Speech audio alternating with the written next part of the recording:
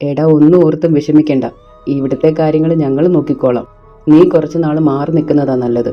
കമ്പനിയിൽ ഞങ്ങൾ പറഞ്ഞോളാം. കഴിഞ്ഞ 1 മാസം കൊണ്ട് അനുഭവിച്ചത് എനിക്ക് ഓർക്കാൻ കൂടി വയ്യ. കുറച്ചു നാളെങ്കിലും ഞാൻ എൻ്റെ കുടുംബമായിട്ടൊന്ന് മാറി നിൽക്കട്ടെ. അതെ, അതാണ് നല്ലത്. ഒന്നും ഓർത്തും ടെൻഷൻ അടിക്കണ്ട. എല്ലാം ഞങ്ങൾ നോക്കിക്കോളാം. നിങ്ങൾ പോയി എൻജോയ് ചെയ്തിട്ട് വാ. പെങ്ങളെ, ഒന്നും ഓർത്ത് ടെൻഷൻ അടിക്കണ്ട. എന്തെങ്കിലും ഉണ്ടെങ്കിൽ ഒരു ഫോൺ കോള്, ഞങ്ങൾ അപ്പോൾ അവിടെ എത്തും. ഓക്കെ രാഹുൽ, ഞങ്ങൾ പോയിട്ട് വരാം.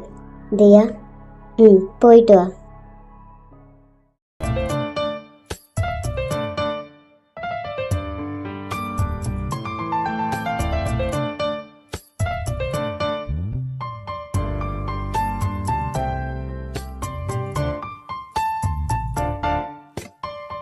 എനിക്ക് പേടിയാവുന്നടാ. ആളും അനക്കമൊക്കെ ഉണ്ടോ അവിടെ? അവിടെ ആന ഇറങ്ങുന്ന സ്ഥലമാണെന്നല്ലേ പറഞ്ഞേ? നീ എന്തിനാ പേടിക്കുന്നേ? അത് ആനയല്ലേ, അല്ലാതെ നിന്റെ അപ്പനൊന്നും അല്ലല്ലോ. അയാളുടെ കൂടെ ഇത്രയും വർഷം ജീവിച്ച നിനക്കെന്ത് ആന? പേടിക്കേണ്ടത് ഞാനല്ലേ. ഹോ, എന്ത് പറഞ്ഞാലും അപ്പ എന്റെ അപ്പനെ കുറ്റം പറഞ്ഞോളും.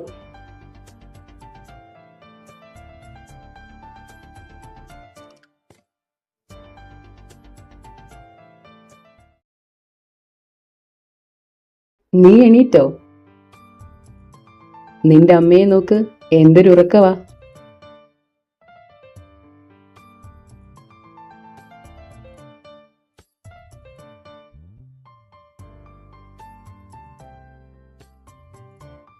റേച്ചൽ, എണീറ്റേ. ഇനി റൂമിൽ പോയിറങ്ങ്. യാത്ര ചെയ്തത് കൊണ്ടാണെന്ന് തോന്നുന്നു. ദേഹമൊക്കെ നല്ല വേദന. അയ്യോ, മോളെവിടെ? അവൾ എപ്പോഴേ പോയി. ഞാനൊന്ന് പോയി കിടക്കട്ടെ.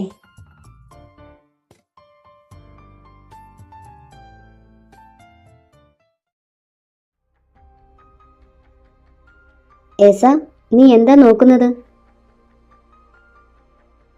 കർത്താവെ, സെമിത്തേരി. വേറെ ഒന്നും നോക്കാനില്ലേ നിനക്ക്? ഏസ, നീ പോയി ഫ്രഷ് ആവ്. സണ്ണിച്ച, ഇവയ്ക്ക് എന്തെങ്കിലും കഴിക്കാൻ കൊടുക്കണേ. ഞാൻ കിടക്കാൻ പോവാ.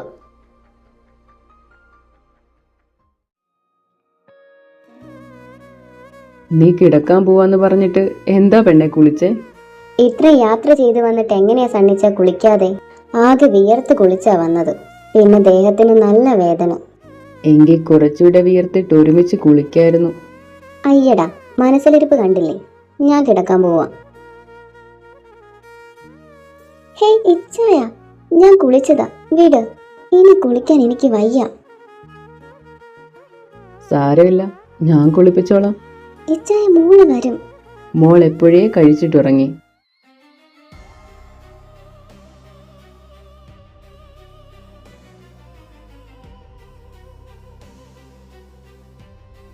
ഇച്ച വേണ്ട, മോള് കേൾക്കും.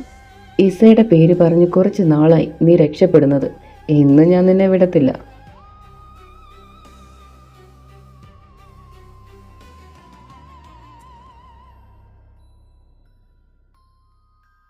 ഒരു ഉമ്മ താടി.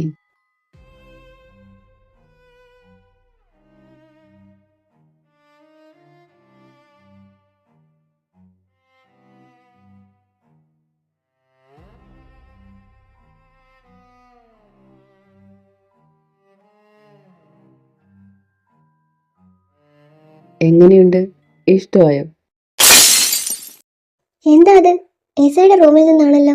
ഞാൻ നോക്കാം.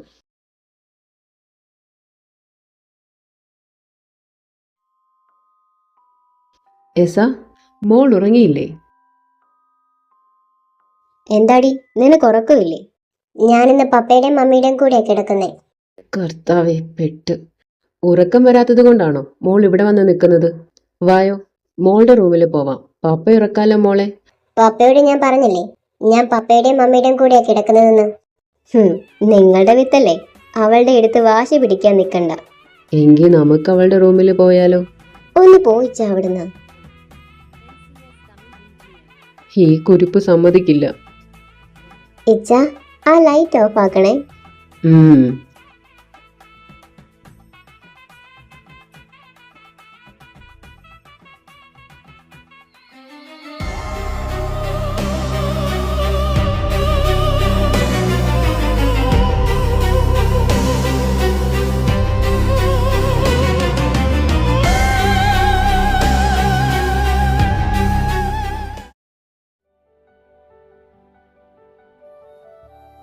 അതിപ്പോ 10-20 കൊല്ലമായില്ലേ എന്റെ സണ്ണിയെ. ആ സ്ഥലമൊക്കെ ഇപ്പൊ പോയി കാണുമെന്നേ. മനുഷ്യവാസം ഒന്നും കാണുകയില്ല. അതൊക്കെ ഇപ്പൊ ഉണ്ടായിരുന്നെങ്കിൽ കോടികൾ കയ്യിലിരുന്നേനെ. അതെ, ഇനി പോയ കാര്യത്തെപ്പറ്റി എന്നാ പറയാനാ.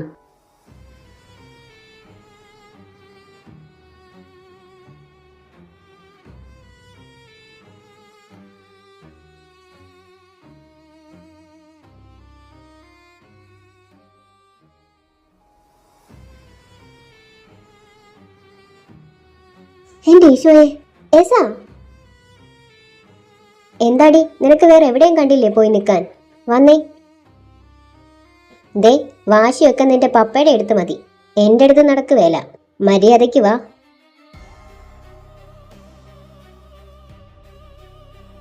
സണ്ണിച്ച, ഒന്ന് വന്നേ.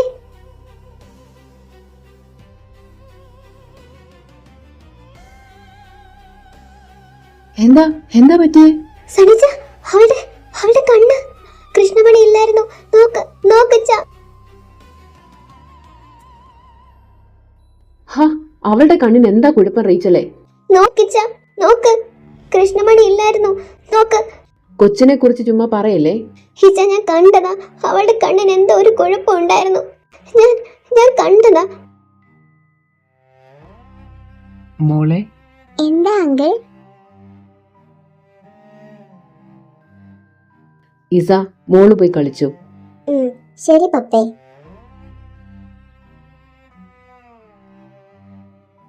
ഹിച്ച, നീ കുറച്ചു നേരം റെസ്റ്റ് എടുക്ക്, അപ്പൊ ശരിയായിക്കോളൂ.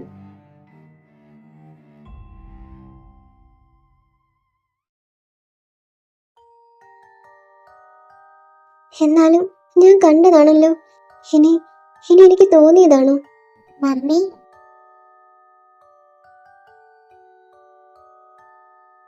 മോളെന്താ മമ്മി വിളിച്ചിട്ട് വരാഞ്ഞത്? ടെറസിൽ ആരും ഇല്ലായിരുന്നല്ലോ, പിന്നെന്തിനാ മോൾ അവിടെ പോയി നിന്നത്? അവിടെ പപ്പ ഉണ്ടായിരുന്നല്ലോ, മമ്മി കണ്ടില്ലേ?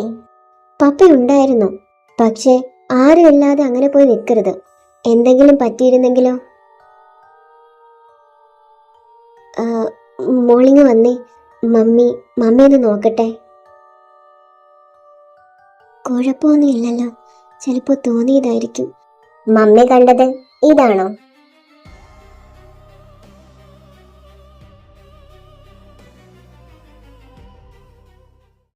റീച്ചലേ, എണീക്ക് റീച്ചലേ.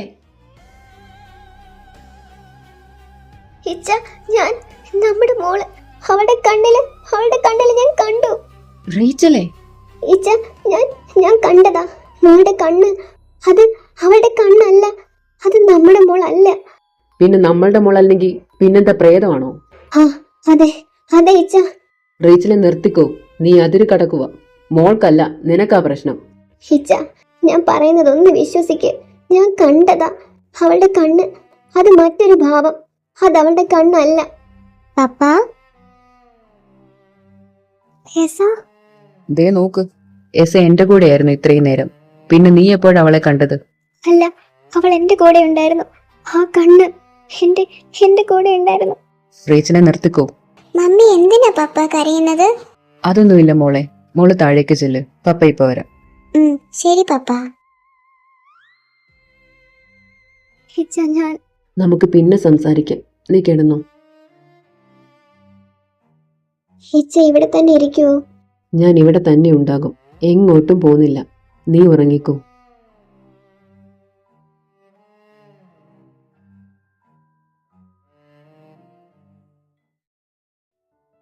ഇനിയും കഥ പറയോ പപ്പ?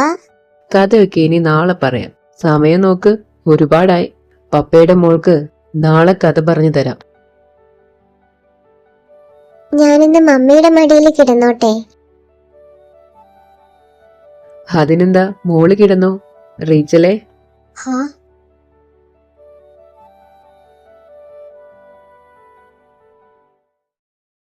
ഇപ്പൊ നിന്റെ പേടിയൊക്കെ മാറിയോ? എനിക്ക് എന്താ സംഭവിക്കുന്നേ? ഒന്നും എനിക്ക് വിശ്വസിക്കാൻ കഴിയുന്നില്ല. അത് നമ്മൾ ഒറ്റപ്പെട്ട ഒരു സ്ഥലത്ത് മാറി നിൽക്കുവല്ലേ, അതിൻ്റെതായ ടെൻഷൻ ആയിരിക്കും. ഒട്ടും പറ്റുന്നില്ലെങ്കിൽ നമുക്കൊരു കൗൺസിലിംഗ് എടുക്കാം.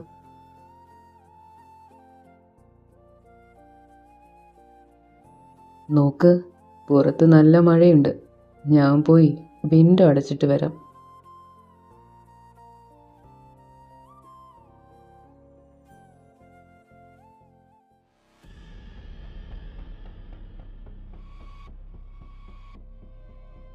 എന്താ എന്താ അച്ഛാ? എസ മോള്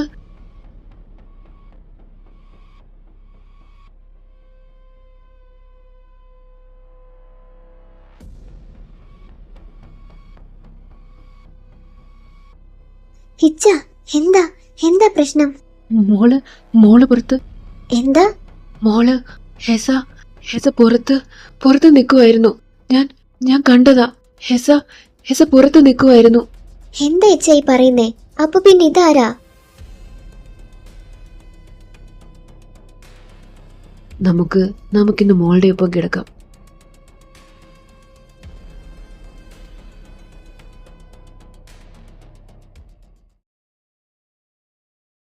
എന്താ ഇച്ച എന്ത് പറ്റി?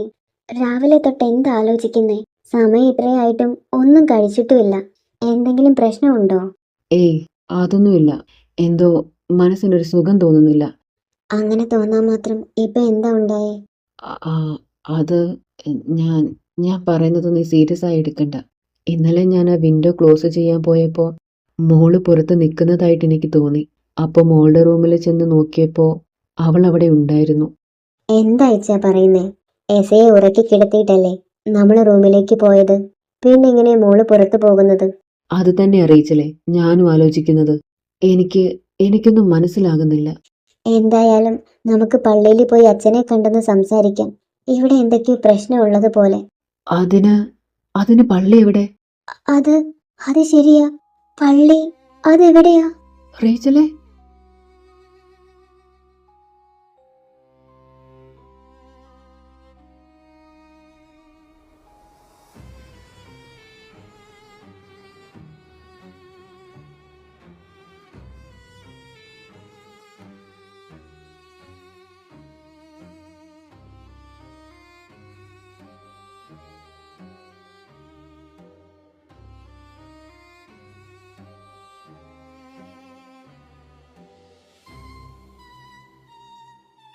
അയ്യോ ഹെസ മോളെ.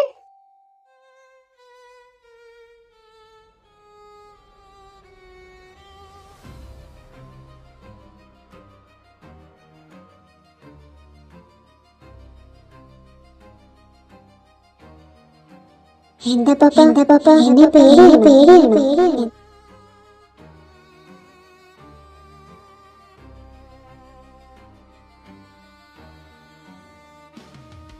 റീച്ചലേ,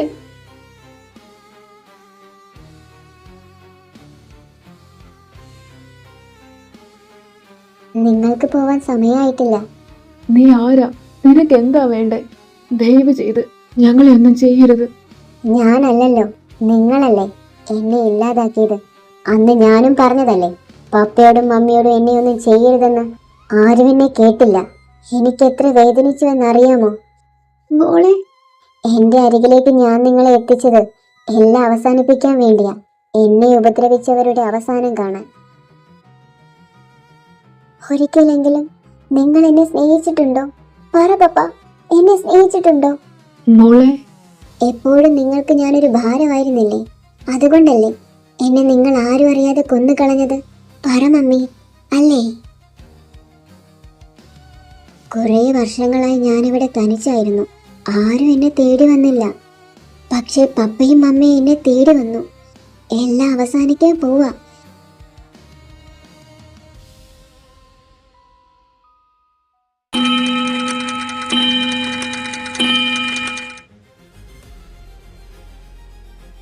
ഹെസ മോളെ.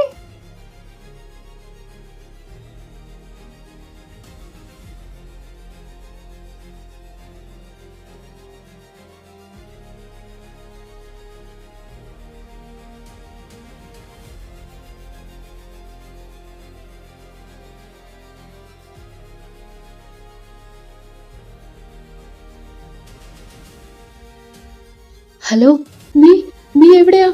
എത്ര തവണ ഞാൻ വിളിച്ചു. ഹെസ എവിടെ? ഹെസ അവൾക്കെന്താ? അവൾക്ക് എന്തോ പ്രശ്നമുണ്ട്. അവൾ ഞങ്ങളെ ഉപദ്രവിച്ചു. ഇപ്പൊ കാണുന്നില്ല. നീ എന്തൊക്കെയാ പറയുന്നേ? എനിക്കൊന്നും അറിയില്ല. നീ പാനിക്കാവല്ലേ. ഞങ്ങൾ അങ്ങോട്ട് വരാം. ആരാ ആരാ ഇച്ച വിളിച്ചത്? അതെനിക്കൊന്നും അറിയില്ല. അയാൾ ആരാന്ന് എനിക്കറിയില്ല. അയാൾ ഇങ്ങോട്ട് വരാമെന്ന് പറഞ്ഞു. അയാൾക്ക് നമ്മളെ അറിയാം.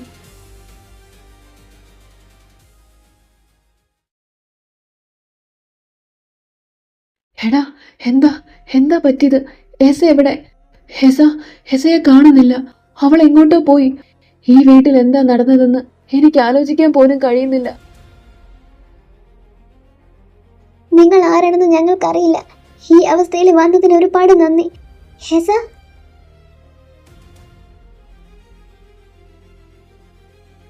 എന്തൊക്കെയാ മീന ഇവിടെ നടക്കുന്നേ? നീയല്ലേ പറഞ്ഞത് എസയെ കാണുന്നില്ലെന്ന്? അപ്പൊ പിന്നെ ഇതാരാ? ഇതെന്റെ ഭാര്യ റേച്ചൽ. അമീനെ, നീ എന്തൊക്കെയാടാ പറയുന്നത്? നിങ്ങൾക്ക് രണ്ടുപേർക്കും എന്താ പറ്റിയത്? മതി, നിങ്ങളുടെ ഹണിമൂണും കാര്യങ്ങൾ ഇവിടെ നിർത്തിക്കോ. നമ്മൾ തിരികെ പോവുക. നിങ്ങൾ ആരാ? നിങ്ങൾ എന്തൊക്കെയായി പറയുന്നേ? ദേ അമീനെ, മതിയാക്കിക്കോ. 4 വർഷം കൊണ്ട് നീ ഞങ്ങളെ മറന്നോ? നിങ്ങൾ എന്തൊക്കെയായി പറയുന്നേ? അമീനോ? ഞാൻ സണ്ണിയ. ഇതെന്റെ ഭാര്യ റേച്ചൽ. ഞങ്ങൾക്കൊരു മോളുണ്ട്, എസ.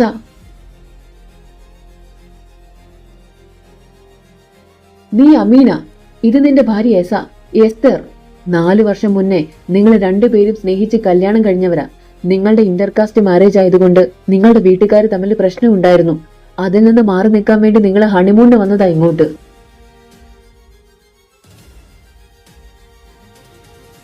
അതേടാ അമീനെ, സത്യവാ. കഴിഞ്ഞ 4 വർഷമായിട്ട് ഞങ്ങൾ എല്ലാവരും നിങ്ങളെ അന്വേഷിക്കുകയായിരുന്നു. നിങ്ങളുടെ ഫോൺ ലൊക്കേഷൻ അവസാനം കാണിക്കുന്നത് ഇവിടെയായിരുന്നു. ഓരോ തവണയും ലൊക്കേഷൻ ട്രേസ് ചെയ്ത് വന്നപ്പോഴും നിങ്ങൾ ഇവിടെ ഇല്ലായിരുന്നു. നിങ്ങളെ തിരയാത്ത സ്ഥലമില്ല. നിങ്ങൾ എവിടെയാണെന്ന് അറിയാത്ത വിഷമത്തിൽ നിങ്ങളുടെ ഫാമിലി വരെ ഒന്നിച്ചു. ഈ 4 കൊല്ലം കണ്ടിന്യൂസ് ആയി ഞാൻ ഈ ഫോണിലേക്ക് വിളിച്ചോണ്ടിരിക്കുകയായിരുന്നു. എന്നിട്ട് ഇന്നലെയാ നീ ആദ്യമായിട്ട് കോൾ എടുത്തത്. എന്താ സണ്ണിച്ച ഇവര് പറയുന്നതൊന്നും എനിക്ക് മനസ്സിലാവുന്നില്ല. അതൊക്കെ പറഞ്ഞ് മനസ്സിലാക്കാം. ഇപ്പൊ നിങ്ങൾ വണ്ടിയിൽ കയറ്. എത്രയും പെട്ടെന്ന് നമുക്ക് ഇവിടെ നിന്ന് പോണം. ഇച്ച, നമ്മുടെ മോള്. എസ, അതൊക്കെ പറയാം. ആദ്യം നീ വണ്ടിയിൽ കയറ്.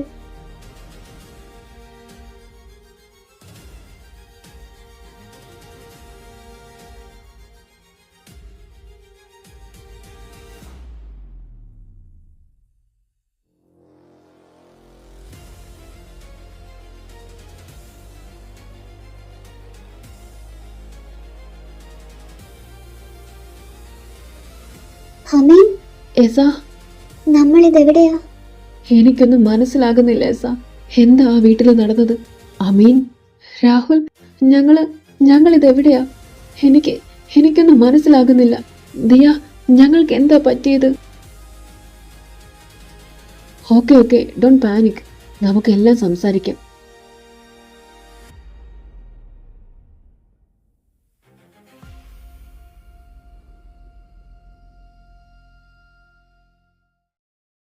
ചേട്ടാ, അവിടെയുള്ള ആ വീടില്ലേ, ആ അടച്ചു പൂട്ടിയിട്ടിരിക്കുന്ന?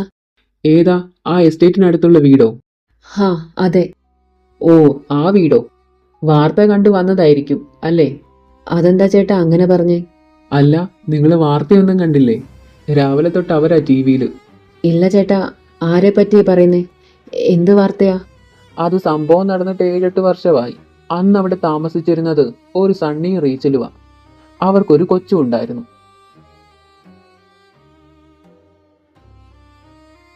ആ കൊച്ചിനാണെ കണ്ണും കാണാൻ മേലായിരുന്നു.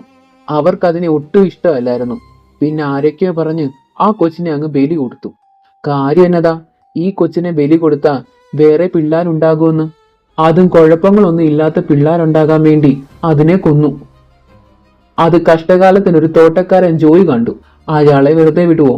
അയാളെയും തട്ടി. അത് വാർത്തയിലൊക്കെ കുറെ കാലം വലിയ വിഷയമായിരുന്നു. ഇന്ന് അവരുടെ ശിക്ഷയുടെ കാലാവധി തീരുന്ന ദിവസമായിരുന്നു. ഇന്നലെ 12 മണിയോടെ അവര് ജയിലിൽ കിടന്ന് മരിച്ചു. മരണകാരണം കൃത്യം അറിയത്തില്ലെന്നാ പോലീസുകാർ പോലും പറയുന്നത്. പിന്നെ ഒരു കാര്യം വിട്ടുപോയി. 4 വർഷം മുന്നേ ഏതോ ചെറുക്കനും പെണ്ണും കൂടെ അവിടേക്ക് പോയി. പുതുമോടിയായിരുന്നു. എന്നിട്ടെന്താ, അതുങ്ങളെയും കാണാനില്ല. അതിന്റെ പേരും പറഞ്ഞ് ഇവിടെ 1-2 വർഷത്തോളം പോലീസ് കയറി ഇറങ്ങിയതാ. എവിടുന്ന് കിട്ടാൻ? ഈ പ്രദേശത്തുള്ളവര് പോലും ആ എസ്റ്റേറ്റിന്റെ പരിസരത്ത് പോലും പോകുകയില്ല. നാട്ടുകാര് പലരും പറയുന്നത് അവിടെ ആരൊക്കെയോ താമസിക്കുന്നുണ്ടെന്നാ. ആർക്കും വേണ്ടാതെ മാറാലെ പിടിച്ച് ആ പ്രേതാലയത്തിൽ ആര് താമസിക്കാനാ? അങ്ങനെ പോവാൻ ധൈര്യമുണ്ടെങ്കിൽ ആ വീടിനെ പറ്റി അറിയാത്ത ആരെങ്കിലും ആയിരിക്കും. ആ വീടിന് എന്തൊക്കെയോ പ്രശ്നങ്ങളുണ്ട്. ആ കൊച്ചിനെ കൊന്ന് ആരും അറിയാതെ കുഴിച്ചിട്ടത് ആ വീടിനകത്തല്ലേ? പിന്നെ അതിന്റെ ശല്യം കാണാതിരിക്കുവോ? എടാ, ഈ പത്രത്തിലൊക്കെ ഉണ്ട് ന്യൂസ്. ദേ നോക്കിക്കേ. അമീൻ വേണ്ട, ഇനി ഈ സ്റ്റോറി നമ്മുടെ ലൈഫിൽ വേണ്ട.